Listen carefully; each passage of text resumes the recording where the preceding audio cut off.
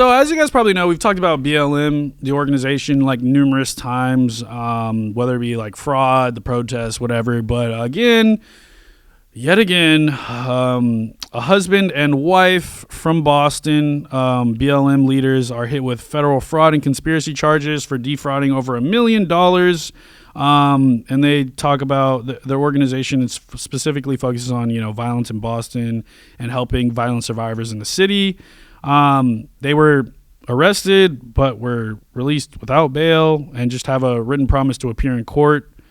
They basically said they claimed innocence, but I mean, this is kind of like a trend that we're seeing with a lot of these organizations and sects of the Black Lives Matter organizations, of people getting arrested, people resigning, people buying $1 million houses, family members calling them out saying, you made all this money off my child, but we didn't see any of the money. Yeah. People trying to go to the place of business address and it being completely different. The people who work there are like, we don't know what is going on. We Exactly. don't know these people. Like overall, I mean, this is like the third or fourth time we've talked about BLM and fraud charges. I mean, you had Major Payne that got arrested, the albino black dude, and there's all kinds of stuff with LA, saying if you want to be able to operate as a nonprofit in LA, that you have to provide financial records and where the money's going, all kinds of stuff. Like, again, it's just, I'll say it, as I say all the time, I support the movement in the sense of, social justice for, black people and making sure that everyone's treated equally by the police. But I do not support the organization at all because at the end of the day, they have done nothing to help black people. I ain't got to add. We've been over this 4 or 5 times. You can check out all of our videos where we talk about Breonna Taylor's mom straight up calling BLM frauds for not giving her money several months afterwards. There's other that we've talked about, how people from LA, they had the address that people were trying to track down for their place of business was missing. They tried appointing, I think it was like a treasurer, and like no one took it. And it was just basically no one knows where the money is, and the state went after them. So it's about time.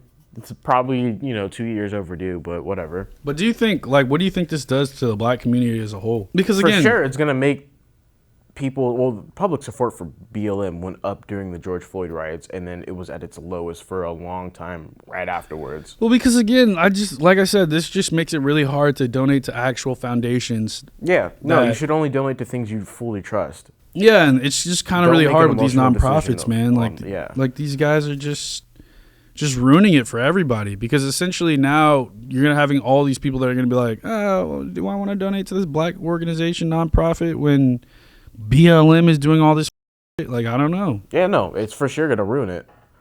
Yeah, so, it's like false rape allegations. It's similar to that. When shit happens like that, you for sure take away from and make it harder for some people to believe real allegations, and you take away from the actual cause, which is atrocious. Exactly. Same thing here. Which is literally, making sure that, everybody is treated equally by the police, which is a good cause. But when you have people taking advantage, I mean, it's like, again, I don't support that shit. I would never donate to BLM. I think this kind of speaks to a deeper thing that, like, for the most part, things are pretty good as far in terms of how police treat black people, and it's probably only specific. Well, yeah, I mean, a lot of people don't actually look at stuff. Like, I mean, I watch body cam footage because police activity and audit the audit, and there's a bunch of channels that go over this stuff, and it's like, I don't think people understand just how often police officers come into contact with just black people alone, and they're just mostly peaceful encounters. The media has really at least out here in California. Yeah, but in general, the media has really drawn it out as every black person that gets pulled over has a chance of dying, and they're all it takes is this bad cop and they're gonna kill these black people, and it's just it's not really like that though. There are bad police officers out there. There are racist police officers Torrance. Half the department got fucking put on his administrative leave for racist texts and group chats and shit. And that's here in California, So there are bad people out there, just like there's bad firefighters, there's bad cops, there's bad politicians, there's bad everything, whether it be at a government job. Politicians, nigga, most of them are bad politicians. Exactly. But I'm saying there's bad people everywhere, whether it be at freaking Google or Apple or the police department and the federal government. So at the end of the day, it's sad again because this just hurts the black community. because it just puts another stain on the community after those riots and all this shit too. So Hold on, I don't know if it puts a stain on the community, but it definitely puts a stain on the cause for sure. I mean, but think about it. I mean, like, it's a lot of people associate BLM with the black community, obviously, because it's BLM. But a lot of people in the black community support BLM, and a lot of people do support like the actual organization. And for everybody to now see like fraud, this person arrested, that person arrested, this state condemning them, all this shit, then it's just like, you know, people aren't going to support it, especially after the riots and billions of dollars in damage. And it's just, I don't know, man. It's bad. Fucking businesses were destroyed, houses were broken into, burned to the ground. Yeah. Yeah, no. Yeah, it's for sure the cause is gonna get. The only like it's gonna get you for sure. It's gonna get used again in the next election cycle. I feel like